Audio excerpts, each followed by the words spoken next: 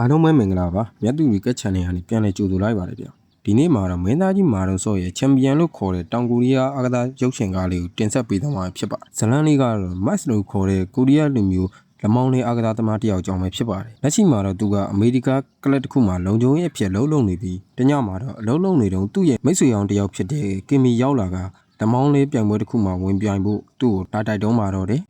မတ်ကတော့စိတ်ဝင်စားပေမဲ့ကင်ကအရှုံးမပေးပဲတွတ်နဲ့နဘူးနဆာလုပ်ပြီးဖြောင်းဖျားနိုင်ခဲ့ပါတယ်နောက်ဆုံးတော့သူတို့နှစ်ယောက်ကလပ်ရဲ့တစ်ဖက်ချမ်းကလူတွေလောင်းစားလုပ်ပြီးပျော်ပါနေကြတဲ့နေရာကိုရောက်သွားကြကမတ်နဲ့ပြိုင်ရမယ့်လူကတညာလုံးနိုင်ထားတဲ့သူဖြစ်လို့လူတွေကမတ်ကိုလုံးဝထင်သေးနေကြတာပါတစ်ဖက်လူကပွဲတွေအများကြီးကစားထားလို့ပူပင်မန်းနေမှတေးကြပေမဲ့မတ်တို့လူသစ်တယောက်အပေါ်ဘယ်သူမှမလောင်းကျင်ကြပါဘူးဒါကပဲကင့်တွေတော့အခွင့်ကောင်းကြီးတစ်ခုဖြစ်သွားတာပေါ့ပွဲလေးစတော့မတ်ကသူ့ကိုဘာလို့ professional ကစားသမားဟောင်းဖြစ်လာခဲ့လဲဆိုတာကိုတက်တည်ပြလိုက်ပါတော့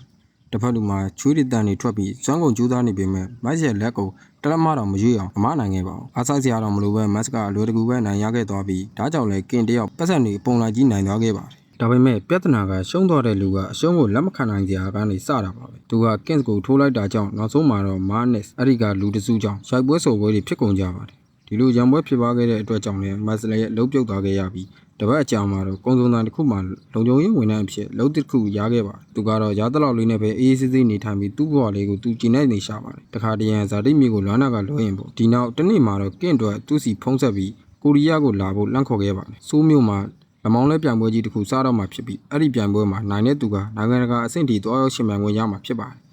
်မတ်ကတော့သူ့ရဲ့စူးတသိပ်ဟောင်းတွေကိုအကြာကြီးငေးကြည့်နေခဲ့ပြီးနောက်သူ့ဘဝရဲ့အကြီးမားဆုံးစွန့်သားကန်းကိုဆင်နွှဲဖို့ဆုံးဖြတ်လိုက်ပါတော့တယ်စိုးမြေကိုခြေချလိုက်တာနဲ့ကင်ကသူ့ကိုလာကြည့်ပါတယ်သူတို့နှစ်ယောက်စားသက်ဆိုင်တစ်ခုကိုတွားပြီးစားရင်တောင်းရင်နဲ့လှုပ်ကြောင်းဆွေးနွေးကြကကင်ကမတ်ရဲ့မန်နေဂျာအဖြစ်လုပ်ချင်နေပြီးမတ်ရဲ့ကစားသမားဘဝကရမယ့်စီးပွားရေးပိုင်းတွေကိုတာဝန်ယူပေးချင်နေတာပါသူကမတ်ကိုစေတနာရှိတာမှန်ပေမဲ့လည်းတစ်ဖက်မှာတော့ပတ်စံအများကြီးရမယ်လောင်းသားလောကတွေကိုဝင်ဖို့စီစဉ်နေတာပဲဖြစ်ပါတယ်ဒါကြောင့်မလို့သူကမတ်ရဲ့အရေးချင်းကိုတုံးချဖို့ကြံစည်နေပြီးအဲ့ဒီနေ့ရဲ့ကြံတဲ့အချိန်ဒီမှာတော့သူတို့နှစ်ယောက်စိုးမျိုးအနက်လျှောက်နေကြပါတယ်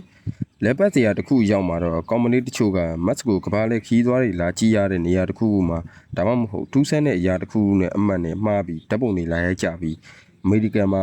နှစ်ပေါင်းများစွာနေထိုင်ခဲ့တာကြောင့်မတ်ရဲ့ကိုရီးယားတကားပြောတာကတိတ်မပြီးပြင်းတော့ပါဘူးညဘက်မှာတော့သူတို့နှစ်ယောက်ကလပ်တစ်ခုကိုတွားခဲ့ကြပေမဲ့မတ်ကတော့အချိန်လုံးတောင်းတနေရမှာပဲအမတ်တက်ရက်နေခဲ့ပါတယ်ဟိုတယ်ကိုပြန်လာတဲ့လမ်းမှာလည်းကင်ကမတ်ကိုသူ့ကိုကျွေးခဲ့တဲ့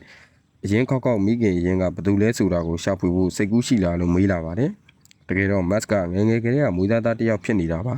ါသူကတော့ဒါရီအားလုံးကိုအတိတ်ကအရာတွေဖြစ်တော်ပြီမလို့ဘယ်သူနဲ့မှလည်းမတွေးကျင်တော့ဘူးစိတ်လည်းမဝင်စားဘူးလို့ပြက်တသားပြောလိုက်ပါတယ်အဲ့ဒီနောက်မှာတော့ကင်ကမတ်တဲခိုရနေရာကိုလိုက်ပို့ပေးခဲ့ပြီးအဲ့ဒီနေရာကချစ်သူကြီးသားတွေတဲခိုလေးရှိတဲ့လက်ခုခေါ်တယ်ပဲဖြစ်ပါတယ်မတ်တယောက်တုံခါနေတဲ့မှုရာကိုပထမဆုံးအကြိမ်ဖြစ်စမ်းစမ်းမြဲကြုံမှုသွားခဲ့ပြီးသူ့ရဲ့အာရုံကိုတကယ်ပဲဖန်သားသွားခဲ့တာကတော့လက်ဆောင်တက်တာလေးတစ်ခုပါပဲဒါကကင်ပေးခဲ့တဲ့လက်ဆောင်ဖြစ်ပြီးအထဲမှာဖုန်းတစ်လုံးပါဝင်ပါတယ်ဖုန်းကိုဖွင့်ကြည့်လိုက်တဲ့အခါမှာတော့အထဲမှာသူ့ရဲ့မိခင်ရင်းနေထိုင်တဲ့လိပ်စာကိုရေးမှတ်ထားတာကိုတွေ့ရပါတော့တယ်တစ်ဖက်မှာလည်းကင်ကတထေးကြီးတစ်ယောက်ဖြစ်တဲ့အတိုးကြီးစားတဲ့သူစီကိုချင်းခတ်ဖို့ကြိုးစားနေပါတော့တယ်အဲ့ဒီလူကြီးရဲ့နာမည်ကတော့ယူလို့ခေါ်ပြီးကင်ကမတ်ကိုစမုန်သာပေးဖို့သူ့ကိုလာတောင်းဆိုတာပဲဖြစ်ပါတယ်စာပိုင်းမှာတော့ခွင့်ပြုချက်မရှိပဲလာတကားပြောလို့ဆိုပြီးကင်တယောက်ခြေထောက်ကနေဇောက်ထိုးဆွဲလန့်ခံခဲ့ရပါသေးတယ်ဒါပေမဲ့လည်းမတ်ရဲ့ဗီဒီယိုကိုကြည့်ပြီးတဲ့နောက်မှာတော့လူမကိုင်းညိုကြီးကစမွန်သာပေးဖို့သဘောတူလိုက်ပါတော့တယ်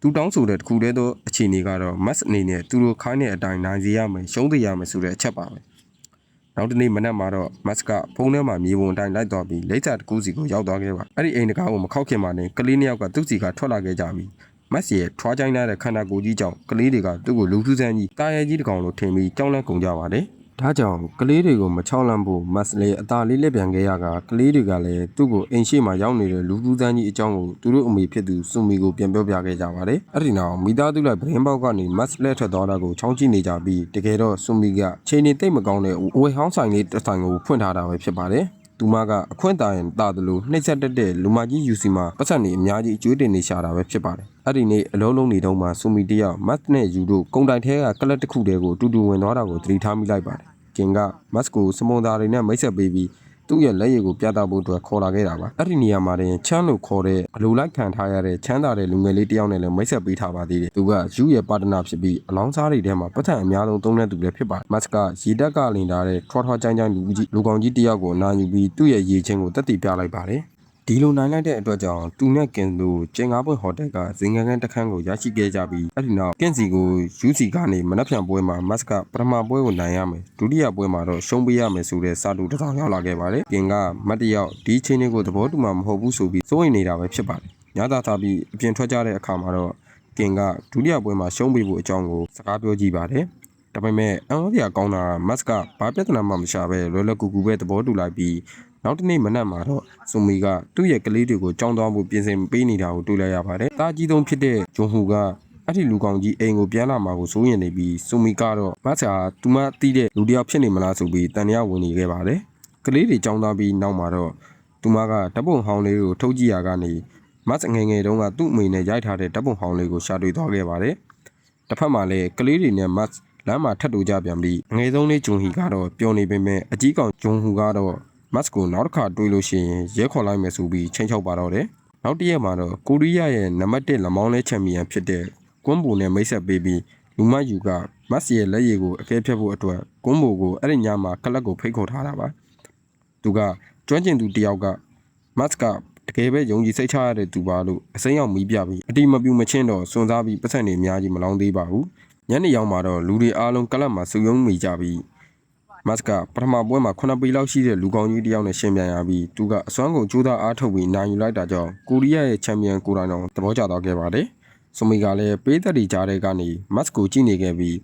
းပွဲနာချိန်အတွင်းမှာတော့လူမယူကဆူမီဟာသူ့စီမှာအကျွေးတင်နေတဲ့အတွက်သူ့ပိုင်ပစ္စည်းဖြစ်တဲ့ဆိုပြီးမဖွယ်ဖွယ်ရာလာရောက်ထိပါဖို့ကြိုးစားပါတယ်။မတ်ကဒါကိုမြင်သွားပြီးစိတ်ထဲမှာလုံးဝမကျေနပ်သွားခဲ့ပါဘူး။ဒါကြောင့်ဒုတိယပွဲစတဲ့အခါမှာတော့သူကယူကိုတက်တက်မဲ့ကလေးသားချစ်ချင်တဲ့အတွက်တမင်တကာနိုင်ယူပစ်လိုက်ပါတော့တယ်။ယူကသူ့ရဲ့အပိုင်ဖြစ်ကြောင်းလာပြီးအာနာပြဖို့ကြိုးစားတဲ့အခါမှာလည်းဘေးကိုတုံးထုတ်ပစ်လိုက်ပါတယ်။တစ်ဖက်မှာလည်းကင်တယောက်ဆရာသမားယူကိုလည်းမျက်နှာချူသူရမတ်ကိုလည်းထိန်ရနဲ့ကြားထဲကနေယူမတက်ဖြစ်နေရှာပြီးအဲ့ဒီနောက်မတ်သူ့ကိုတစ္ဆာဖောက်ရတဲ့အကြောင်းရင်းကစုံမိကြောင်ဆိုတာကိုကင်သိသွားတာဒေါသတကြီးနဲ့စုံမိစီကိုသွားပြီးမတ်နဲ့ဘာပတ်သက်လဲဆိုတာကိုလိုက်လံစုံစမ်းမေးမြန်းပါတော့တယ်။အဲ့ဒီချိန်မှာတင်လူမယူကလည်းရောက်လာပြီးကင့်ကိုစတင်ထိုးချိတ်ပါတော့တယ်။ဒါကိုမတ်ကဝင်ရောက်တားဆီးလိုက်တာကြောင့်နောက်ဆုံးမှာတော့ဘုံတန်းကျဲရံပွဲကြီးတစ်ခုစတင်ဖြစ်သွားခဲ့ပါတော့တယ်။အဲ့ဒီရံပွဲကတော့လူမိုက်ယူရဲ့လူတွေအကုန်လုံးနဲ့မတ်တယောက်တည်းရှင်မြန်ခဲ့ရတဲ့ပွဲပဲဖြစ်ပါတယ်။ဒီလိုလုံးရင်ဆန်ကဖြစ်နေမှုတွေဟာရဲတွေရောက်လာပြီးမတ်နဲ့ကင်တို့ကိုဖမ်းဆီးလိုက်တဲ့အခါမှာတော့ငြိမ်ချသွားခဲ့ရပါတယ်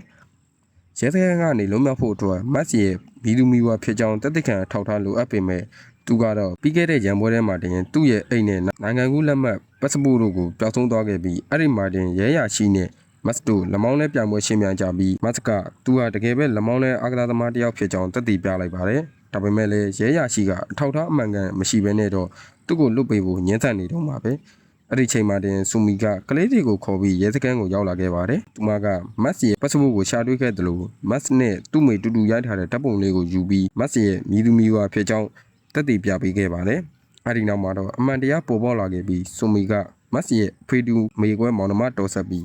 းသူတို့ရဲ့အမေကတော့လွန်ခဲ့တဲ့တနှစ်ခန့်ကဆုံးမသွားခဲ့ပြီဆိုတာသိလာရပါတော့တယ်။ဆိုမီတို့မိသားစုကမတ်နဲ့ကင်တို့ကိုသူတို့အိမ်မှာရက်နှဲငယ်လောက်တဲခိုဖို့ဖိတ်ခေါ်ခဲ့ပါတယ်။ကလေးတွေကလည်းမတ်ရဲ့ထူးခြားတဲ့ပင်ကိုစရိုက်ကြောင့်သူ့ကိုတိတ်ကိုချစ်ခင်သွားကြကအငယ်မလေးဂျွန်ဟီကမတ်နားမှာကပ်ပြီးချွေးရတာကိုသဘောကျတယ်လို့တာကြီးဂျွန်ဟူကလည်းမတ်နဲ့စကားပြောပြီးမကြာခဏပြောလာတတ်ကြပါတယ်။တနေ့တော့အိမ်ပြင်ဘက်မှာဆယ်ကျော်သက်လူမတစုဆက်လက်တောင်းနေကြလို့ဆူမီကတွားပြီးမတောက်ဖို့တားမြစ်ပေမဲ့သူတို့ကလုံးဝမဖယ်ကြပါဘူး။ဒါပေမဲ့မတ်လည်းသူတို့အမြင်နဲ့ရောက်လာရောအဲ့ဒီလူငယ်တွေကလောက်တီချီပြီးတောင်းမှန်ပြီးမျက်စိတမိန်အတွင်းမှာထွက်ပြေးကုန်ကြပါတယ်။နောက်တစ်နေ့မှာတော့ယူရဲ့လူတွေကဆူမီကနေပတ်စံလာတောင်းပြီးချိန်ချောက်ပြန်ပါတယ်။အဲ့ဒီချိန်မှာတင်မတ်ကလည်းမိသားစုအပေါ်ဝင်တော့ဝင်ဖို့မဖြစ်ချင်တဲ့အတွက်သူ့ပစ္စည်းတွေကိုတင်စီပြီးအိမ်ကနေထွက်ပြေးဖို့ပြင်နေပြီးသူကအဲ့ဒီအတိုးကြီးစားတဲ့လူမိုက်တွေကိုမောင်းထုတ်ပေးလိုက်ပေမဲ့ဒီလူမိုက်တွေကြောင့်ပဲမတ်တယောက်သူ့မိသားစုကိုကာကွယ်ဖို့အတွက်အိမ်မှာဆက်နေတဲ့ဆိုတာကိုသဘောပေါက်သွားခဲ့ရပါတယ်။နောက်ရက်တွေမှာတော့သူတို့အားလုံးတူတူပျော်ပျော်ရွှင်ရွှင်ဖြတ်သန်းခဲ့ကြပြီးဘူဖေးဆိုင်တွေတွားစားကြအတူတူစော်ကစားကြပြီးပျော်ရွှင်စရာမိသားစုလေးလိုရှင်သန်နေထိုင်ခဲ့ကြပါတယ်။အမှန်တော့အခုချိန်ထိစူမီတယောက်တည်းနဲ့စီးပွားရေးလုပ်ငန်းကိုရုန်းကန်ရင်ကလေးနှစ်ယောက်ကိုထိန်းချောင်းရတာတကယ်ကိုမလွယ်ကူခဲ့ပါဘူး။သူမရဲ့အိမ်ထဲမှာလည်းအလောက်ကဝေစားတွေကရှုပ်ပွားနေခဲ့ပြီးတနေ့မှာတော့သူမအိမ်ပြန်ရောက်လာတဲ့အခါအိမ်တလုံးလုံးတန်ရှင်းတက်ရက်နေတာကိုတွေ့လိုက်ရပါတယ်။ဒါအပြင်စူမီတယောက်အလုပ်ကိုပဲစက်ရေးလက်အေးအာရုံဆိုင်တာအောင်မတ်ကကလေးတွေကိုကူညီဆောက်ရှောက်ပေးခဲ့ပါသေးတယ်။တစ်ဖက်မှာတော့ကင်တယောက်ပတ်စံပြက်လက်မှုကြောင့်အခက်ခဲနဲ့ရင်ဆိုင်နေရပြီးမတ်နဲ့ ကလေးတွေအတူရှိနေတာကိုမြင်တွေ့လိုက်ရတဲ့အခါမှာတော့သူကအကြံတစ်ခုရသွားပြီးရုပ်တံစီစဉ်တစ်ခုမှလှုပ်နေတဲ့သူ့တငယ်ချင်းတွေကိုဖုံးဆက်ပါတော့တယ်သူကလူတွေရဲ့တနာကယူနာကိုတွေးဆောင်ပြီးပတ်စံရရှိနိုင်အောင်မတ်စီရဲ့ဘဝအကြောင်းကိုမှတ်တမ်းတင်ဗီဒီယိုရိုက်ကူးချင်နေတာပဲဖြစ်ပါတယ်မတ်ကတန်တရားဝင်နေပေမဲ့လည်းနောက်ဆုံးမှာတော့သဘောတူလိုက်ပါတယ်နောက်ခန်းမှာတော့မတ်နဲ့မိသားစုဝင်တွေအပြင်ထွက်လေကြတာကိုတွေ့လိုက်ရပြီးအဲ့ဒီမှာသူတို့ကကိုရီးယားရဲ့လမောင်းလဲချန်ပီယံကွန်ဘိုကပရာဟိတပွဲတစ်ခုအတွက်စိန်ခေါ်သူတွေနဲ့ရှင်ပြနေတာကိုမြင်တွေ့သွားပြီးမတ်တယောက်လည်းဝင်ရောက်ရှင်ပြခဲ့လိုက်ပါတယ်ပွဲကိုနိုင်ပစ်လိုက်တာကြောင့်လူတိုင်းကိုအံ့အားသင့်သွားစေခဲ့ပါတယ်အဲ့ဒီနောက်သတင်းပတ်ရက်နှင်းငယ်အကြာမှာတော့မတ်ရဲ့ကျန်းတန်းခတ်ခဲ့တဲ့အတိတ်ဘဝမွေးသားခံရတဲ့ပုံနဲ့အမောင်းလဲအားကစားလောကထဲမှာရုံးကန်ခဲ့ရပုံတွေကိုမှတ်တမ်းတင်ဗီဒီယိုအဖြစ်ရိုက်ကူးပြီးရုပ်သံမှာထုတ်လွှင့်ပြသခဲ့ပါတယ်ဒီစီစဉ်ကချက်ချင်းဆိုသလိုအောင်မြင်မှုတွေရရှိသွားခဲ့ပြီးသူတို့အတွက်ပတ်စံအတော်အသင့်လည်းရရှိသွားခဲ့ပါတယ်ကလေးတွေကလည်းသူတို့ဦးလေးကိုအရင်ကထပ်ပို့ပြီးတော့အားကျအတူယူလာကြပါတယ်။ဒီနေ့ကျောင်းသားမဲ့လမ်းမှာအမျိုးသမီးတစ်ယောက်ကမတ်ကိုကိုရမှာအတင်းပြောမကောင်းပြောနေတာကိုကလေးတွေကကြားသားခဲ့ရပါတယ်။ဒါကိုမခံချင်သိမ့်နဲ့အငယ်မလေးဂျွန်ဟီကသူမရဲ့ဦးလေးဟာချန်ပီယံတစ်ယောက်ဖြစ်တယ်လို့ကြေးကြော်လိုက်ပြီးမတ်ကိုသူမအတွက်အမျိုးသားအဆင့်လမောင်းလဲချန်ပီယံဆုကိုအရားယူပေးပါဆိုပြီးဂရီတောင်းပါတော့တယ်။နောက်ရက်မှာတော့ကင်းရဲ့အဖေနဲ့မိတ်ဆက်ပေးတာပါတယ်။သူကအသက်ကြီးနေပြီဖြစ်ပေမဲ့ဘဝကိုရုန်းကန်မှုအတွက်အပြင်းထန်ကြိုးစားအလုံးလုံးနေရှာသူပါဒါကြောင့်လည်းကင်တယောက်ဘာလို့ပတ်စံနေအများကြီးပိုရကျင်နေလဲဆိုတဲ့တခုတည်းသောအကြောင်းရင်းကတော့သူ့ဖေကိုဘာမှလုပ်เสียမလို့တော့ပဲအကောင်းဆုံးဘဝမျိုးနဲ့ထားခြင်းလိုပဲဖြစ်ပါတယ်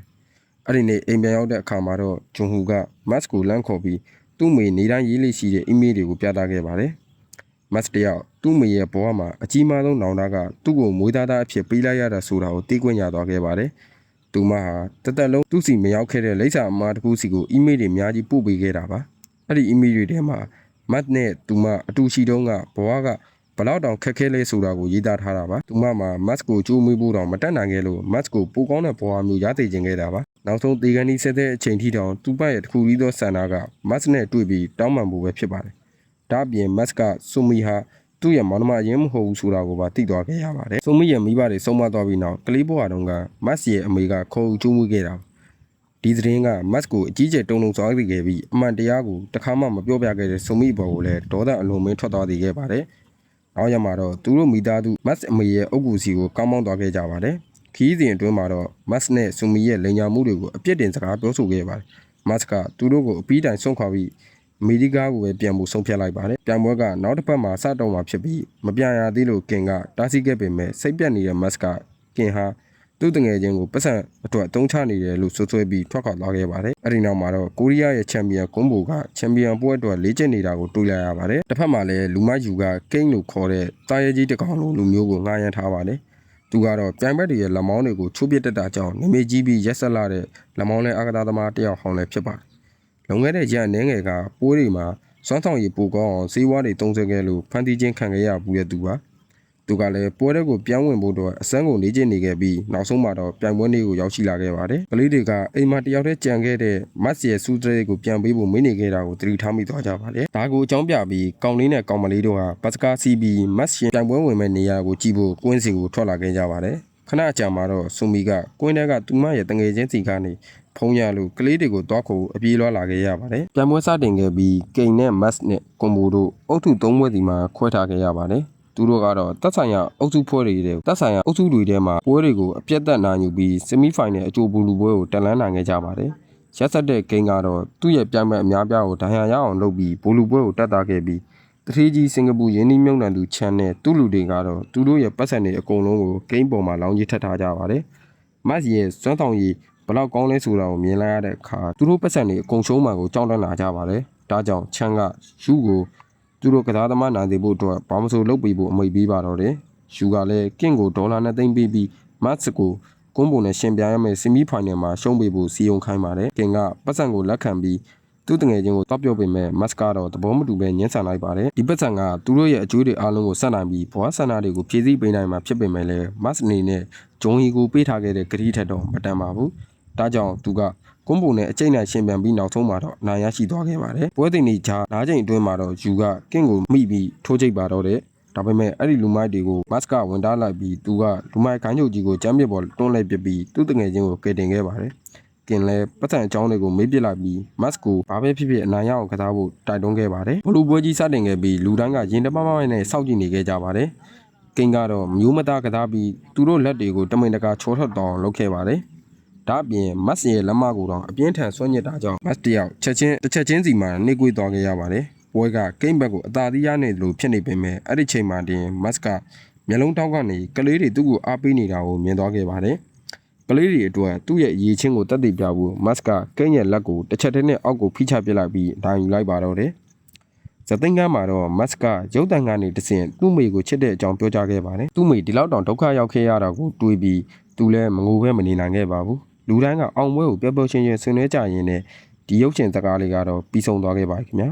ဒီလိုဗီဒီယိုလေးနောက်ထပ်ကြည့်ရှုနိုင်မှုတော့ Subscribe လုပ်ထားပြီးတော့ Notification လေးကိုလည်းဖွင့်ထားပေးကြပါအောင်ဗျာ Channel လေးကိုကူညီတဲ့အနေနဲ့ Like လေးတွေလည်းပေးခဲ့ကြပါအောင်စာသုံးကြည့်ရှုပေးကြတဲ့တငယ်ချင်းတွေကိုအားလုံးပဲကျေးဇူးတင်ပါတယ်